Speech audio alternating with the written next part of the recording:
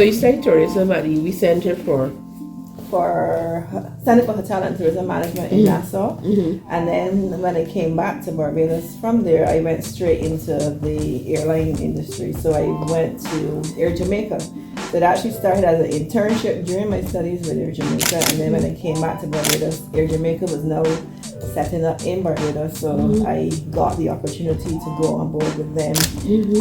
What job did you do? I started as an admin assistant actually, and I think I told somebody previously when I had gone on the call that was all they had, and I told my mother, well, I just came back from studying and I'm not interested in no admin assistant job.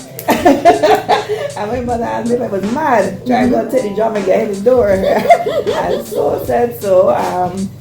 I started with Air Jamaica and what year quickly was that? 19, I'm trying to tell my age. 97. 1997. Yeah, so I started with Jamaica in 97 when I came back from UWI, Bahamas. And started out as an admin assistant with Tom Hill, who was then, he had just come over from BTA at the time. And then I quickly went from admin, I went as sales coordinator and then account exec. So I think that role at Air Jamaica, I keep saying that's where my foundation really was laid. Things that I've learned from that experience, I can tell you off the back, the let's call it the phonetic alphabet or whatever it's called. All of that foundation I can still recall. And then also EC Express started at the time, so it started managing the two. And I don't remember Air Jamaica had EC Express, which was the regional carrier. Okay. We were obviously responsible for both, so Air Jamaica and EC Express. So with that, I also began traveling a lot more in the region and building relationships and friendships that have lasted a lifetime from there. And then after Air Jamaica, I think about 6-7 years there, I went back to school. So I would have done project management and my master's in project management here at Went back to UWI. school. I went back to UWI, did project management. So again, my MSc in project management there. But then I figured that I felt like in terms of business, that was not enough. So then I started doing my MBA. I started doing it by distance, and that was hard. So then I left Air Jamaica completely and went overseas to the UK to do the MBA full time. Where did you do it overseas? University of Leicester. Coming back to Barbados then, again, went into a startup because Hilton was just reopening. So then I was the first sales manager for the new Hilton Barbados. So I did corporate sales for them for about 3 years, I believe it was. And at that time, when I left Hilton, I had actually interviewed for BTA. And it took a while for me to hear back from them. And I had a short stint in there and then I got another offer in marketing with one of the commercial banks. So I left Hilton and went to one of the commercial banks, and after about a year and a half, then I got a call from BTA from the interview back then to come on board with them as the manager for product integration. And this was under Stuart Lane. So that's where in 2003, my years might be off, don't quote me. Then I went to BTA as manager product integration.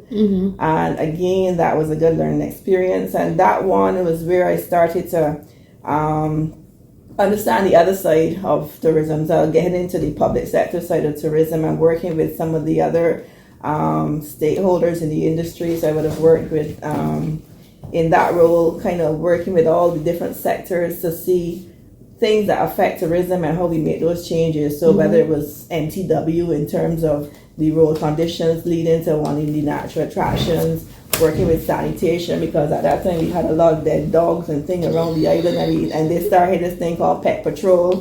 At that point, I was part of the UNESCO committee with getting the whole garrison and the Bridgetown and the historic garrison at the UNESCO. So I was representative on that committee. So those things fell under my remit as product integration at the time. And then the opportunity came for me to move over to New York as the senior business development officer in the New York office. So I then transitioned over to the New York office for about a year and a half, 2 years. And then at that time I left then. For personal reasons, I wanted to return home, and I then resigned and came back home. Mm-hmm. And when I came back home, that's when I then went working with Peter, PVH Group, and I'm managing Peter Harris. So I managed Sotheby, the marketing, group marketing for Sotheby's, Jamming Catamaran Cruises. So those were still in the industry, but I also was some outside, so diagnostic radiology. We had Health Smart Pharmacy at the time. We did the startup for Platinum Motors, which is now Honda. So all of those companies fell under the group management, and I was the group marketing manager for all of those. Mm-hmm. And then I went to Harrison's Cave, and you know it from there. So it has been 20, well, just over 23, 24 years, because I'm still young. No, actually, no, it's closer to 30 years. Wow. And coming as I said, someone who's been in the industry for a while and being both in and out of the organization itself, for me, it's to be able to position the BTMI to work more closely with all of our partners. And certainly the relationship with the private sector partners, and then in terms of making sure that we are all on the same page. So fostering a relationship with my BHTA colleague, for instance. I mean, we would have had a relationship previously working together, so I think it's kind of fitting well where the synergy is there already, so that we can make sure that we partner more, we collaborate more, that the communication is more open with the other stakeholders in the industry, and that we are seen as the facilitator. BTMI really is the marketing arm, and we need to make sure that that we are positioning Barbados in the best light as we go on.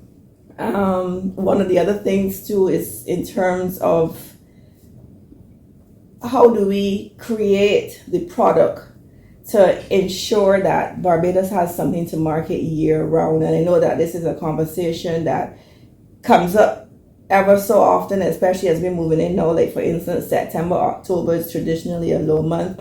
How do we create activities, events, cultural,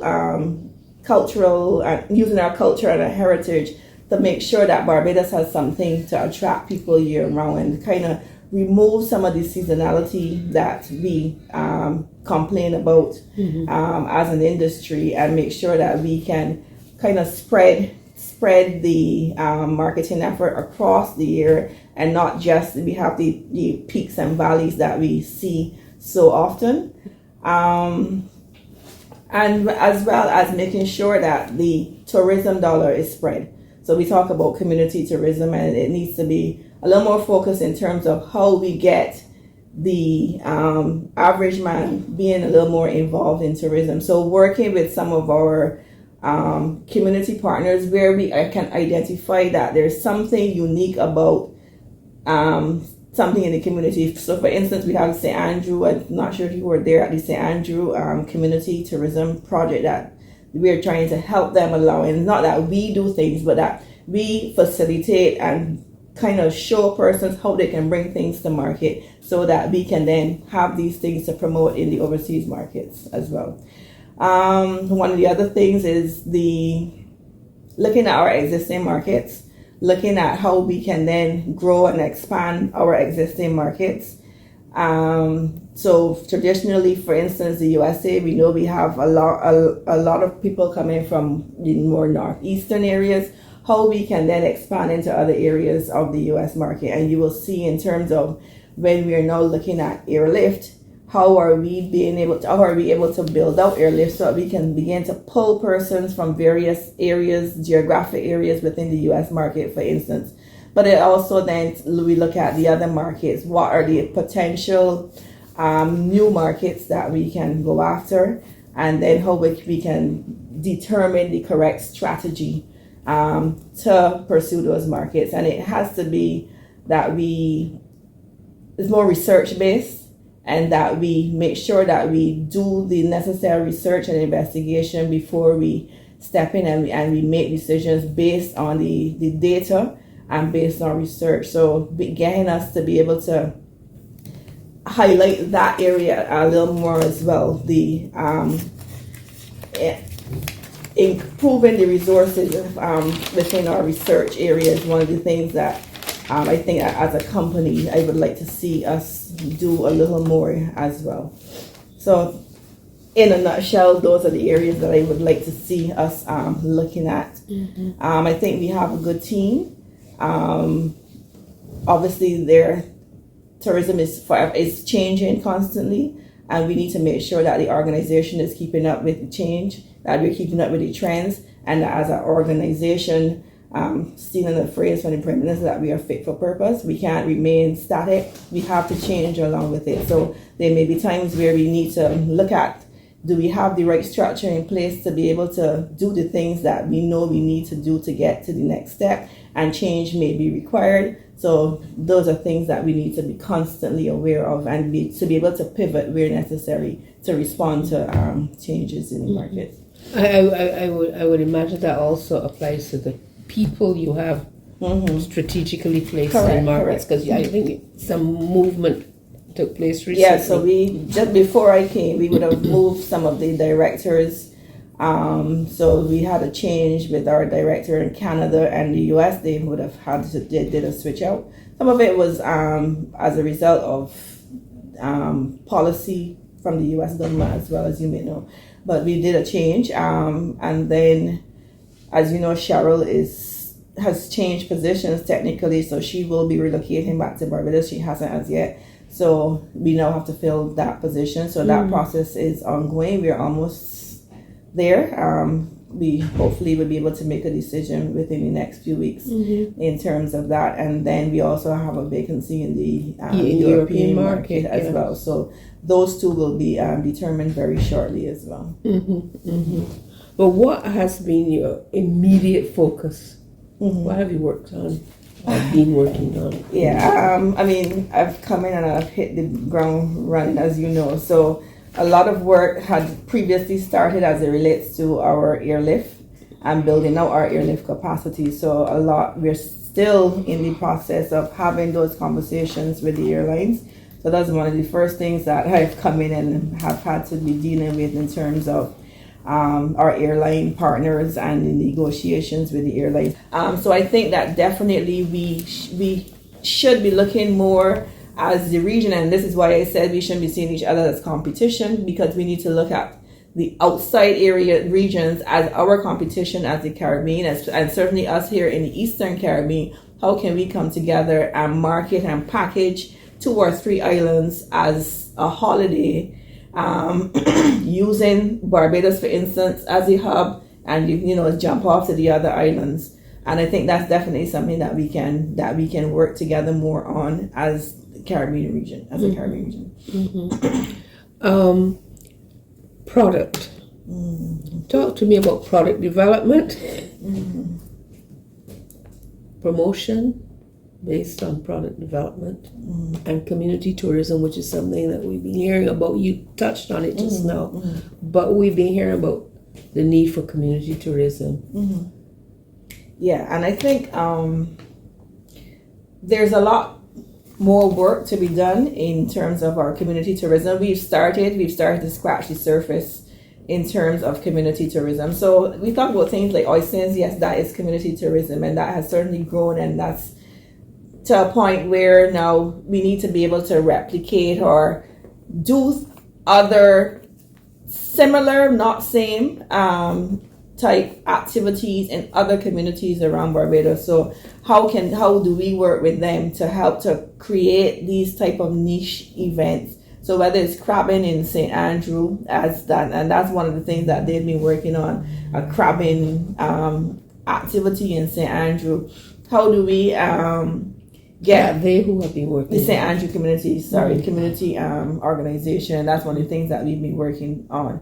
So then when we create them, it's okay to create a product, But then how do we bring it to market? How do we make it marketable? How do we help them to create the necessary marketing material? And that's where I see in terms of our facilitation, and then to be able to market it.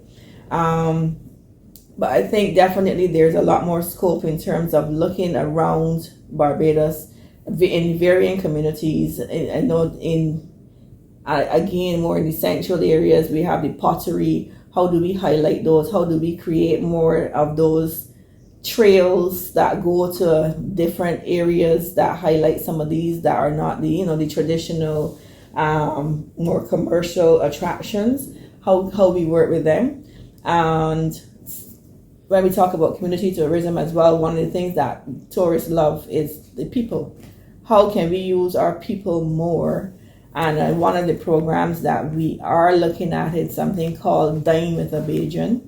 And how do we, so the concept with that is kind of identifying persons who love people, and who want to welcome them into their home. So if you may be familiar with the Bahama Host program that's been around for years, where they identify families, they train them, they do the necessary due diligence, and they invite tourists into their house on a Sunday for a meal. So you cook a Bajan meal and you invite people into your house. So then how do we create a program like that to kind of get people in? And that is community tourism, and getting people to kind of interact with the locals very much on a grassroots level. So these are some of the things. So that's something that you are considering. So yeah, Dine with a Bajan is a program that we have a concept paper already on, and it's something that we are looking to build out within the next year. I want to say within the next few months, but within the next year. So Marsha's team, which is the product development team, that's one of the projects that I know that she is working on, for instance. But then there are a lot of others.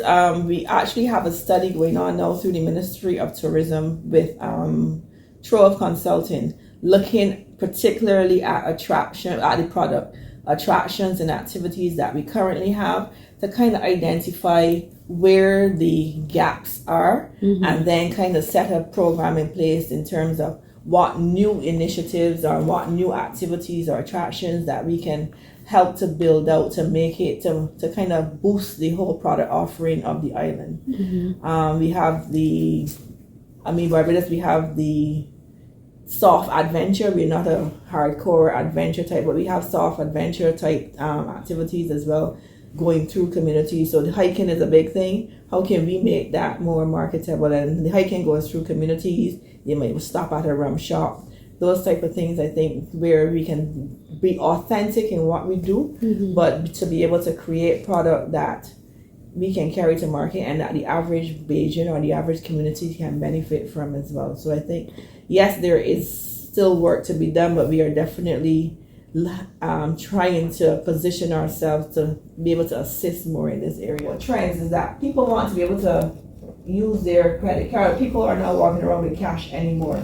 So they may want to stop and buy food from the food truck at the side of the road, or they may want to get in a taxi and pay with the cards. But what are the capabilities of our vendors, suppliers, the average business people, to be able to accept cards? So we are leaving a lot of money on the table when a lot of small business people, for instance, are not able to accept card payments. So simple things like these are, so it's a much broader conversation in terms of how do we get the money out to the people's pocket. And it's not that people don't necessarily want to spend, but sometimes there are these other factors that are impacting as well. In terms of visitor spend as well, we need to look at how to say it correctly. In terms of if we have higher end products, other higher end attractions, not attractions, the hotel product, I think so. Like there's small destinations like Anguilla, their visitor spend is much higher. But if you look at the luxury end of their hotel product, for instance, they have a lot of small boutique properties, but luxury where the average room night rates, those are much higher, for instance. So there are quite a few things that play in terms of our visitor spend. But I know for sure we are trying to see how we can get a better gauge and kind of correct him one by one. But I know for sure one of the things that has constantly been coming up is the card acceptance. And that's the way to get small businesses gaining more from tourism if they're able to accept payments more readily by credit card. I mean, as I said, people don't want to travel with money as much. I want to see, I don't call myself a perfectionist, but I think if I am doing something, I'm doing it to the best of my ability.